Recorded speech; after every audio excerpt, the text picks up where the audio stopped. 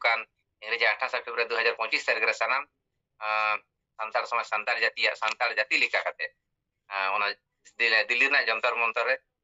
2003 साल 22 डिसेम्बर रे santal भाषा के बन ᱧᱟᱢ ᱟᱠᱟᱫᱟ তাহলে ভাষা যখন বন ᱧᱟᱢ ᱟᱠᱟᱫᱟ আলাদা ধর্ম আলাদা বন ᱧᱟᱢᱟ সারি ᱡᱚᱦᱟᱨ ᱜᱮ ᱥᱟᱱᱟᱢ ᱧᱮᱞᱤᱭᱟᱹ ᱠᱚ ᱤᱧ ᱫᱮᱵᱫᱟᱥ ᱥᱚᱨᱮᱱ ᱟᱨ ᱫᱟᱦᱩᱞ ᱱᱤᱭᱩᱡᱽ ᱯᱮ ᱧᱮᱞ ᱧᱟᱢ ᱮᱫᱟ ᱫᱟᱦᱩᱞ ᱱᱤᱭᱩᱡᱽ ᱨᱮ ᱥᱟᱱᱟम ᱠᱚ ᱥᱟᱹᱜᱩᱱ ᱫᱟᱨᱟᱢ ᱢᱟᱱᱚᱛᱟᱱ ᱴᱤᱠᱟᱹᱨᱟᱢ ᱦᱮᱢᱵᱨᱚᱢ ᱜᱚᱢᱠᱮ ᱢᱮᱱᱟᱭᱟ ᱱᱩᱭ ᱫᱚ ᱟᱹᱰᱤ ᱟᱭᱢᱟ ᱦᱚᱲ ᱜᱮᱵᱚᱱ ᱩᱨᱩᱢᱮᱭᱟ ᱟᱹᱰᱤ ᱫᱤᱱ ᱠᱷᱚᱱᱟᱜ ᱟᱹᱰᱤ ᱥᱮᱫᱟᱭ ᱠᱷᱚᱱᱟᱜ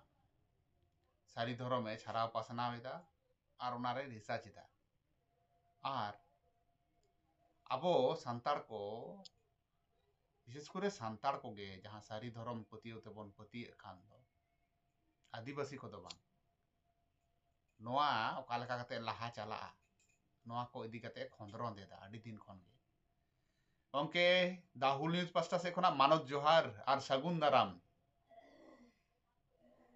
ইগিয়ামা লাসাড়াত গে সারদেম সারি মানত জোহার গমকে দিল্লি চালা হুয়ুক কানা নেস 2025 সাল রেনা 28 ফেব্রুয়ারি হিলো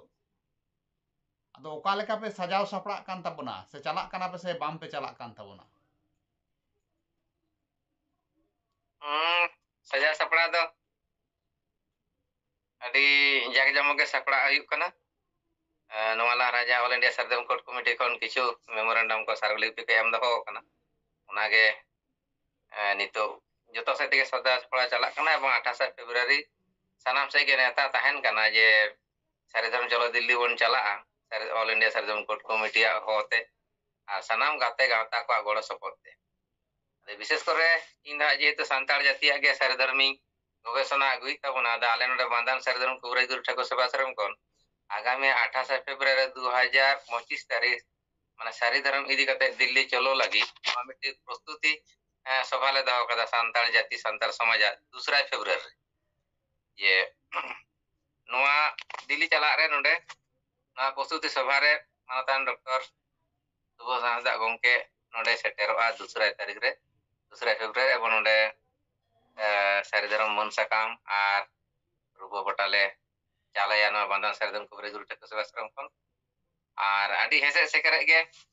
ओजे इ आदि दिन को नेते 41 बছর सान्ताड़ समाज सान्ताड़ जातिया सारिधरम रिसर्च ना बार ये पुनगेल मित शर्मारी लेवेट के खान दो अद ओजे उन दिन खन सान्ताड़ जातिया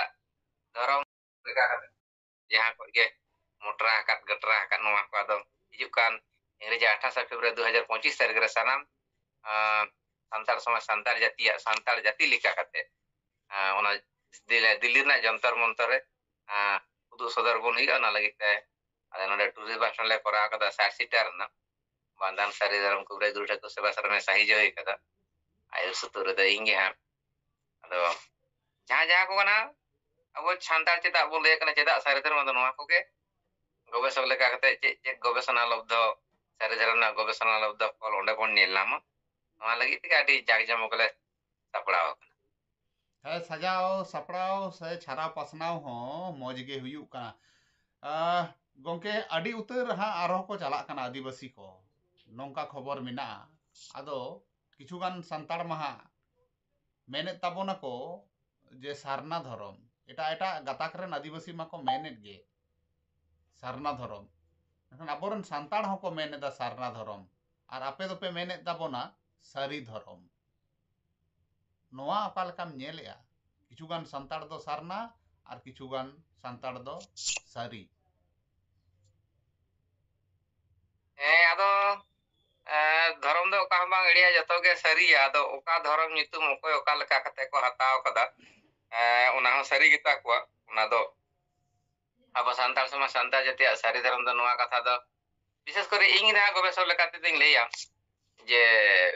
उनको को धर्म लगी तो चला है ना दो आपत्ति दो बना सपोर्ट के मिना मेनका सान्ताड़ जाति सारी धर्म दो निजेरा सारी धर्म धारण दो कते गे ओपर धर्मेर प्रति सहानुभूति सममर्यादा प्रदान पाए ओका धर्म बांग कटे जतो धर्म के समान ओना दाको लेका कते को चला दाड़े अदो जेते इन पहले दो आदिवासी लेका कते के गवेषणा दिन धुरौले अदो विभिन्न जगह रे आदिवासी जहां टे के माने आदिवासी लेका दे सान्ताड़ के होया आदिवासी सुरबा को शुरू अदो नोंका नोंका कते नो जेमन आबो बन ओलक पढ़ा कोना पास ऑनर्स माने पास रे को पढ़ा अदो बेस में रिजल्ट लेखना तो ऑनर्स रे मेना ᱟᱫᱚ ᱤᱧ ᱦᱚᱸ ᱚᱱᱠᱟ ᱠᱟᱛᱮ ᱟᱹᱫᱤᱵᱟᱹᱥᱤ ᱞᱮᱠᱟ ᱠᱟᱛᱮ ᱜᱮ ᱜᱚᱵᱮᱥᱚᱱᱟ ᱫᱚᱧ ᱮᱦᱚᱵ ᱞᱮᱫᱟ ᱡᱚᱠᱷᱚᱱ ᱜᱮ ᱮᱴᱟᱜ ᱟᱹᱫᱤᱵᱟᱹᱥᱤ ᱠᱚᱫᱚ ᱵᱟᱠᱚ ᱜᱚᱲᱚ ᱜᱚᱯᱚᱲᱚ ᱠᱟᱱᱟ ᱵᱟᱝᱠᱚ ᱟᱸᱡᱚᱢ ᱮᱫᱟ ᱠᱳᱱᱳ ᱟᱹᱨᱤ ᱟᱪᱚᱨᱚᱱ ᱵᱟᱠᱚ ᱢᱟᱱᱟᱣ ᱵᱟᱛᱟᱣ ᱮᱫᱟ ᱟᱫᱚ ᱥᱮ ᱠᱟᱛᱮ ᱥᱟᱱᱛᱟᱲ ᱞᱮᱠᱟ ᱠᱟᱛᱮ ᱜᱮ ᱱᱚᱣᱟ ᱫᱚᱧ ᱧᱟᱢ ᱠᱮᱫᱟ ᱵᱤᱥᱮᱥ ᱠᱚᱨᱮ ᱟᱨᱚ ᱚᱱᱮ ᱚᱞ ᱤন্ডিয়া আদিবাসী কনফারেন্স 2011 পয়লা জানুয়ারি 2রা জানুয়ারি অল ইন্ডিয়া আদিবাসী কনফারেন্স মেনতে ডাকাও লেনা অল ইন্ডিয়া কোঅর্ডিনেশন কমিটি মানতান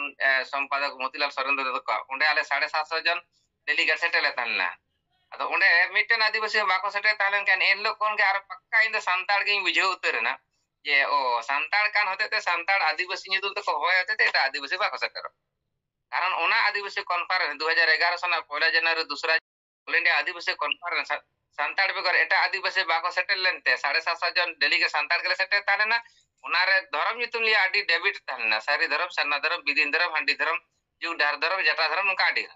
ᱟᱫᱚ ᱫᱷᱚᱨᱚᱢ ᱨᱮᱱᱟᱜ ᱡᱩᱠᱛᱤ ᱮᱢ ᱢᱮ ᱚᱠᱟ ᱠᱷᱚᱱ ᱫᱷᱚᱨᱚᱢ ᱧᱩᱛᱩᱢ ᱦᱮᱡ ᱮᱱᱟ ᱪᱮᱫᱟᱜ ᱚᱱᱟ ᱫᱷᱚᱨᱚᱢ ᱧᱩᱛᱩᱢ ᱫᱚ ᱚᱠᱚᱭ ᱡᱟᱹᱛᱤ ᱞᱮᱠᱟ ᱠᱟᱛᱮ ᱚᱠᱚᱭ ᱠᱮᱴᱟᱜᱚᱨᱤ ᱞᱮᱠᱟ ᱠᱟᱛᱮ ᱚᱱᱠᱟ ᱟᱹᱰᱤ ᱠᱤᱪᱷᱩ ᱥᱟᱞᱟ ᱜᱚᱴᱟ ᱠᱟᱛᱮ ᱟᱫᱚ ᱚᱸᱰᱮ ᱞᱮ ᱵᱷᱳᱴ ᱮᱱᱟ 632 জন ᱫᱚ ᱥᱟᱹᱨᱤ ᱫᱷᱚᱨᱚᱢ ᱧᱩᱛᱩᱢ ᱨᱮ 51 জন ᱫᱚ ᱥᱟᱨᱱᱟ ᱫᱷᱚᱨᱚᱢᱧᱩᱛᱩᱢ ᱨᱮ 32 জন ᱫᱚ ᱠᱷᱮᱨᱣᱟᱞ ᱡᱚᱢ ᱨᱮ 2 ᱦᱚᱲ ᱫᱚ ᱟᱫᱟর্স ᱨᱮ ᱟᱫᱚ ᱮᱠᱷᱚᱱ ᱚᱠᱚᱭ ᱟᱹᱫᱤᱵᱟᱹᱥᱤ ᱠᱚᱦᱚᱸ ᱤᱧ ᱫᱚ ᱵᱟᱹᱧ ᱵᱟᱨᱚᱱ ᱫᱟᱲᱮᱭᱟᱠᱚ ᱟᱫᱚ ᱡᱮᱦᱮᱛᱩ ᱟᱵᱚ 2003 সাল 22 ডিসেম্বর রে পশ্চিম বঙ্গ এসেকা ᱠᱷᱚᱱ ᱢᱟᱱᱮ ᱟᱹᱫᱤᱵᱟᱹᱥᱤ ᱥᱟᱶᱛᱟ ᱥᱮᱪᱮᱫ ᱞᱟᱠᱪᱟᱨ ᱥᱮᱢᱞᱮᱫ ᱠᱷᱚᱱ ᱯᱨধানᱢন্ত্রী মাননীয় প্রধানমন্ত্রী তুলিক ᱠᱚ ᱚᱱᱟ 22 ডিসেম্বর রে 12:45 রে ᱡᱟᱦᱟᱸ ᱠᱚ ᱯᱟᱥ ᱦᱚᱪᱚ ᱟᱠᱟᱫᱟ সুবোধ বর্মান কো তাহলে লেনা আরো নুরুপচাঁদ বাবু আরো আদার্স পার্টি করেন কো গড়া বন তাহেন গিয়া আদᱚ ᱱᱚᱰᱮ ᱧᱮᱞᱮᱱᱟ যে আদিবাসী সাঁওতা সেচেᱫ ᱞᱟᱠᱪᱟᱨ ᱥᱮᱢᱞᱮᱫ ᱠᱚ ᱥᱟᱱᱟᱢ ᱩᱱ ᱨᱮᱦᱚᱸ ᱵᱚᱱ ᱞᱟᱹᱲᱦᱟᱹᱭ ᱠᱟᱫᱟ ᱠᱤᱱᱛᱩ ᱚᱱᱟ আদিবাসী সমাজ শিক্ষা সাংস্কৃতিক সংস্থা তালাতে এটা আদিবাসী ᱚᱸᱰᱮ ᱵᱟᱠᱚ ᱜᱚᱲᱚ ᱠᱟᱜ এবং ওনা ভাষা 2003 সাল 22 ডিসেম্বর সান্তাড় ভাষা কে বন ᱧᱟᱢ ᱟᱠᱟᱫᱟ তাহলে ভাষা যখন বন ᱧᱟᱢ ᱟᱠᱟᱫᱟ আলাদা ধর্ম আলাদা বন ᱧᱟᱢᱟ সারি ধর্ম আর আবরেন কে ধর্ম ᱫᱚ নাপাই জিনিস কারা যাহা ধর্ম নিতুম গে হুই ᱪᱚ ওনা ধর্ম রে যদি আবরেন সান্তাড় ᱠᱚ ᱪᱟᱞᱟᱣ ᱠᱟᱱᱟ ᱢᱟᱱᱟᱣ ᱵᱟᱛᱟᱣ ᱫᱟᱲᱮᱭᱟᱜ ᱟᱠᱚ ᱢᱮᱱᱠᱷᱟᱱ ᱡᱩᱫᱤ ᱢᱮᱱᱟ ᱵᱚᱱ ᱡᱚᱛᱚ ᱟᱹᱫᱤᱵᱟᱹᱥᱤ ᱠᱚᱛᱮ ᱥᱟᱨᱱᱟ ᱫᱷᱚᱨᱚᱢ ᱤᱧ ᱫᱚ আপত্তি ᱫᱚ ᱵᱟᱹᱱᱩᱜᱼᱟ ᱚᱸᱰᱮ ᱡᱩᱫᱤ ᱥᱚᱲᱮ ᱛᱟᱦᱮᱸ ᱠᱟᱛᱮ ᱵᱚᱱ ᱠᱩᱥᱤᱭᱟᱜ ᱠᱟᱱᱟ ᱛᱟᱦᱞᱮ ᱤᱧ ᱫᱚ ᱢᱮᱱᱟ ᱥᱟᱨᱱᱟ ᱫᱷᱚᱨᱚᱢ ᱨᱮ ᱥᱚᱲᱮ ᱵᱟᱝ ᱛᱟᱦᱮᱸ ᱠᱟᱛᱮ ᱦᱤᱱᱫᱩ ᱫᱷᱚᱨᱚᱢ ᱨᱮ ᱵᱚᱨᱚᱝ ᱥᱚᱲᱮ ᱛᱟᱦᱮᱸ ᱠᱟᱛᱮ ᱵᱷᱟᱹᱞᱤᱭᱟ ᱛᱟᱦᱮᱱ ᱵᱷᱟᱹᱞᱤᱭᱟ ᱤᱧ ᱫᱚ ᱦᱤᱱᱫᱩ ᱦᱚᱸ ᱵᱟᱹᱧ ᱪᱟᱞᱟᱜᱼᱟ ᱟᱨ ᱟᱹᱫᱤᱵᱟᱹᱥᱤ ᱫᱷᱚᱨᱚᱢ ᱨᱮᱦᱚᱸ ᱵᱟᱹᱧ ᱪᱟᱞᱟᱜᱼᱟ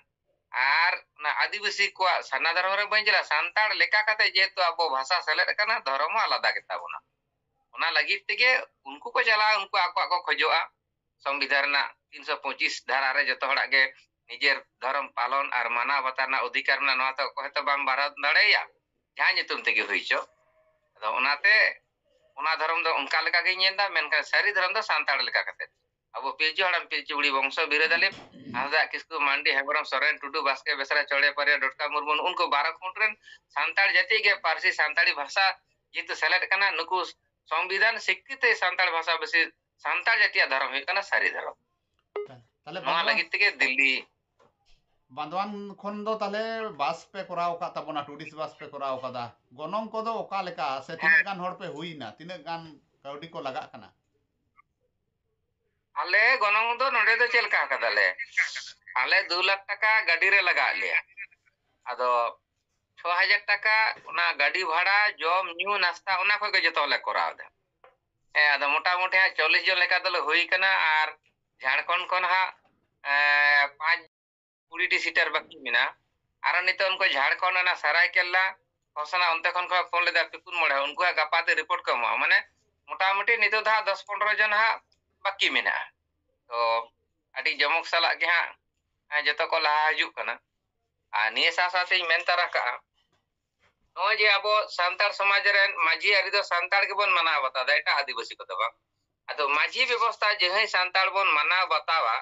ᱤᱧ ᱵᱤᱥᱮᱥᱟᱛᱚ ᱯᱨᱚᱪᱟᱨ ᱜᱚᱵᱮᱥᱚᱠ ᱯᱟᱦᱴᱟ ᱥᱮᱱ ᱠᱷᱚᱱ ᱮᱵᱚᱝ ᱵᱟᱸᱫᱟ ᱥᱟᱭᱫᱨᱚᱢ ᱠᱩᱵᱨᱮ ᱜᱩᱨᱩ ᱴᱷᱮᱠ ᱥᱮᱵᱟ ᱥᱟᱨᱚᱢ ᱯᱟᱦᱴᱟ ᱥᱮᱱ ᱥᱟᱱᱟᱢ ᱢᱟᱹᱡᱷᱤ ᱵᱟᱵᱟ ᱠᱚ ᱯᱟᱨᱜᱟᱱᱟ ᱵᱟᱵᱟ ᱴᱷᱮᱱ ᱠᱚ ᱱᱤᱭᱟᱹ ᱫᱚ ᱱᱮᱦᱚᱨᱤᱧ ᱫᱚᱦᱚᱭᱟ ᱦᱚᱭᱛᱚ ᱟᱞᱮ ᱥᱟᱶᱛᱮ ᱫᱚ ᱵᱟᱞᱮ ᱢᱮᱛᱟ ᱯᱮ ᱠᱟᱱᱟ ᱡᱮ ᱟᱞᱮ ᱥᱟᱶ ᱛᱮᱜᱮ ᱪᱟᱞᱟᱜ ᱦᱩᱭᱩᱜᱼᱟ ᱯᱨᱚᱛᱛᱮᱠᱴᱟ ᱟᱹᱛᱩ ᱢᱟᱹᱡᱷᱤ ᱵᱟᱵᱟ ᱠᱚᱴᱷᱮᱱ ᱱᱮᱦᱚᱨ ᱛᱟᱦᱮᱱ ᱠᱟᱱᱟ ᱡᱮ ᱟᱯᱮ ᱟᱹᱛᱩ ᱨᱮᱱ ᱯᱨᱚᱛᱛᱮᱠᱴᱟ ᱟᱹᱛᱩ ᱨᱮᱱ ᱢᱟᱹᱡᱷᱤ ᱦᱚᱯᱚᱱ ᱠᱚ ᱟᱯᱮ ᱪᱟᱸᱫᱟᱭ ᱯᱮ তাতে 5000 টাকা হোক 4000 টাকা হোক 3000 টাকা को उनको मिट्टी बारे आपे प्रतिनिधि भेजा को पे दिल्ली ते निये कोई नेहर बन कना আর ওন্ডে যেমন জমক সালা নিয়ে বার অল ইন্ডিয়া সারদম কোর্ট কমিটি ঢাকাওতে যাহা ওন্ডে যন্তর মন্তর ধর্না বন্ধ দহো কদা সানা মাঝি বা পাটা সেন খন গে ওন্ডে জাক জমক সব বন উদুগ দাড়ে মা একাল ओके हाँ जहाँ दिल्ली रे बन चला कना दिल्ली रे धरना रे बन दुड़ुब कना एटा आदिवासी को हो आर ओना साथ संताड़ को हो संताड़ को मा हाँ सारी धर्म अब बन खोजो कना सारी धर्म कोड अब चेत मने हुयु कना निये बार रेगे ओनका धरना काते अब नाम दाड़े बन सारी धर्म कोड बन नाम दाड़े से आरहो आंदोलन लगा बोना आमा आय उमन ओका लेका आय मन जहाँ बुझुक कना मिदा ते तो बाय एमोआ किंतु उनिया तो सरकार समय लगाया समय आज हम हुआ और अब हो माने बड़ा चो इदी एवं धर्म रना तो प्रत्येक धर्म ना मिट्टी क्राइटेरिया था ना चेक चेक क्राइटेरिया ते आम दो धर्म ललई कना ओना सारी धर्म ना क्राइटेरिया दो चेक चेक को आते अब दो संताल लगा कते सारी धर्म उनको जे एटा धर्म एटा आदिवासी को जहां धर्म नितुम को खजो कना उनको को ओना धर्म ना क्राइटेरिया लगा को नोआ ओंडे को जनरल रजिस्टर ऑफ इंडिया रो ओना रो ओंडे नोआ को जतो सामांग कते को नेला कोयटा धर्म रन होड़ ओकाल का कते को खजो कना नोआ को तुले जोखाया जे सेन साथ के अब नाम को उनका दबा मेनखान अब जे संतार जाति कना बोन संतार जाति लिखा कते ओंडे मिटे मास डिपुटेशन बोन एमेदा नोना को नेला जे आपे सारी धर्म रे संतार लगा कते खजो कान दो ताले आपे सारी धर्म संतार तिने ओना चेतार अनुप्राणित तिने दया दुलार माया ममता मेना नोआ को कंपेयरा और अब जे ओना चेतार बोन सारी धर्म रन भक्त कना बोन सारी धर्म संतार कना बोन नोआ को उनको को नेला को मेनखान अब जहां जहां को तबन संतार कना सारी धर्म को कना नोआ को क्राइटेरिया उनको नेल रना समय लगा पा जे संगे संगे ते नाम गोदा उनका दमन तबे 2030 बाय पारमोआ एकाल संताल लगा कते सारी धर्म को नाम गया कारण 2003 साल 22 दिसंबर संताल भाषा को नाम का आपे महा बास ते पे चला कान तबोना आर ओका लेका को जावरा दाड़े आमा आय उमन ओका लेका आशा दिन मोटा मोटी भाले को जारा नोडे जहां रिपोर्ट रे नोडे बीरभूम को ना मेटन बास जहां रिपोर्ट रे आंजम ओंडे कोना चला कना ट्रेन कोते को चला कान गया आदो नितो एखनो से जेहेतु समय मेना गया आदो आले दा मोटा मोटी प्राय नितो दो मिड चंद लेका दले क्रॉस गोडका प्रचार रे आदो मानang kon गया जतो नुकु डॉक्टर सुबोध बहु तुलै जोगाजोग मेना हदते गपाल माराव कते के ना को तो प्रचार पुस्ती कते हब हुई कान गया अनुवा लहा रे मेटन दिल्ली चलो ना मिट्टी टेपू अभियान ला करा लेता ये नुआ जन संताल जन जागरण मबन ये संताल जातिया सारी धर्म कोड कलम लगे देला संताल लेका कता बन मिदवा अदो नेलदा जे को एटा धर्म रे को चलाव कान तबना उनको संताल बोया को नितो दो सारी दो चेक कना संताल लेका कते सारी जेदा ये 40 वर्ष रना नुआ गवेषणा रे नितो दो जे को बांग को बुझिता ना उनको बुझेते नितो दो एटा धर्म बेगोर कते नितो संताल जातिया सारी धर्म पंजा कते एवं गरण कते प्रचार को दुरत कान तबना अतः आप देरी तो बानुआ तबे माने 28 तारीख जब नाम गोदा उनका दबा तबे 28 तारीख जहां मेमोरियम दाम को अब मास डिस्ट्रीब्यूशन बन एमा संताल जाति लिखा कते नुआ उनको करिल के चिला एवं एटा आधा ट्राइबल जे मेना का उनको आको नेला को एवं धर्म पुथी को नेला ओना धर्म पुथी रे जे ऑल मेना धर्म पुथी रे बंगा बुरु ठेन को रे कते ने नेमाचार को हे कते ना जतो को नेला को नेल कते आशा दी 30 बांग पारमा अदो नोना मास डिपुटेशन तो अवश्य के दरकार संताल जाति लिखा कते तो आर भाली को जारा आड़ी काजाक को जारा नोआ लगी दो किंतु दो बनुआ ठीक ठीक चेत मुचे रे चेत सांदे से मा को दिल्ली चला बखराते चेत लेका नेवता बारते को आम पास्टा से कोना इन पाटा सेन खन इन संताल जाति सारी धर्म गवेषक और विशेष आदम प्रचारक पाटा से खन एवं बांदा सारी धर्म कवरे गुरुटे को सभासन पाटा सेन खन आले आतु आतु गाड़ी दड़ा कना है और निये संदेश एमा कोई ये देलाबन अब दो संताल कना बन जे हेतु अब माझी अरी एटा आदिवासी को मा को बतावा उना कारण ते संताल लेका कते सारी धर्म बन खजोआ अब संताल समाज सारी धर्म मारी तो संताल के बापला बिहा लता सेठी बुजु गुरु नुआ को बन कमी कना बंगा बुरु करो हो बापला बिहा करे हो उना लेका कते अब तो संताल जाति लेका कते के सारी धर्म के कोड बन हतावा एटा धर्म रे दो अब अन अरी को भाषा को माने लिपि व्यवहार को माझी अरी को बापला बिहा को विचार आचार को ओका गेबांग के बाको पालोना और उनको तो तहन के भलिया अब संताल लेका कते के अब दला सारी रेबन तहना सारी रेबन सामटा नोआ दो माझी बा को होय नेहर को कना पारगाना बाबा को और नित मुचे रिंग लेइदा जे पारगाना बाबा माझी बा को मा सनाम को के आपे सनाम आतु रे निजेर माझी हपन को ᱡᱚᱛᱚ ᱡᱩᱫᱤ ᱵᱟᱯᱮ ᱪᱟᱞᱟᱣ ᱫᱟᱲᱮᱭᱟᱜ ᱢᱤᱫᱴᱤᱡ ᱵᱟᱨᱭᱟ ᱟᱯᱮ ᱟᱛᱩ ᱨᱮ ᱪᱟᱸᱫᱟ ᱠᱟᱛᱮ ᱢᱤᱫᱴᱤᱡ ᱵᱟᱨᱭᱟ ᱯᱨᱚᱛᱤᱱᱤᱫᱷᱤ ᱠᱳᱞ ᱠᱚᱯᱮ ᱦᱳᱭ ᱴᱨᱮᱱ ᱛᱮ হোক এরোপ্লেন তে হোক বাস তে হোক হ্যাঁ তো নিয়ে কোগে ᱤᱧ ᱯᱟᱦᱴᱟ ᱥᱮᱱ ᱫᱚ ᱫᱤᱥᱚᱢ ᱨᱮ ᱱᱚᱣᱟ ᱥᱟᱹᱨᱤ ᱫᱷᱚᱨᱚᱢ ᱥᱟᱹᱨᱤ ᱢᱟᱱᱮ ᱥᱟᱹᱨᱤ ᱠᱟᱛᱷᱟᱧ ᱩᱪᱷᱟᱹᱱᱮᱫᱟ ᱡᱮ ᱫᱮᱞᱟ ᱟᱵᱚ ᱥᱟᱱᱛᱟᱲ ᱞᱮᱠᱟ ᱠᱟᱛᱮ ᱵᱚᱱ ᱢᱤᱫᱚᱜᱼᱟ ᱩᱱᱠᱩ 12 ᱯᱷᱩᱴ ᱨᱮᱱ ᱥᱟᱱᱛᱟᱲ ᱠᱚ ᱮᱠᱟᱞ ᱮᱠᱟᱞ ᱮᱠᱟᱞ ᱟᱹᱰᱤ ᱟᱹᱰᱤ ᱥᱟᱨᱦᱟᱣ ᱜᱚᱝᱠᱮ ᱟᱨ ᱫᱤल्ली ᱨᱮᱱᱟᱜ ᱡᱟᱦᱟᱸ ᱫᱚᱨᱵᱟᱨ ᱫᱤल्ली ᱨᱮ ᱡᱟᱦᱟᱸ ᱫᱷᱚᱨᱱᱟ दिल्ली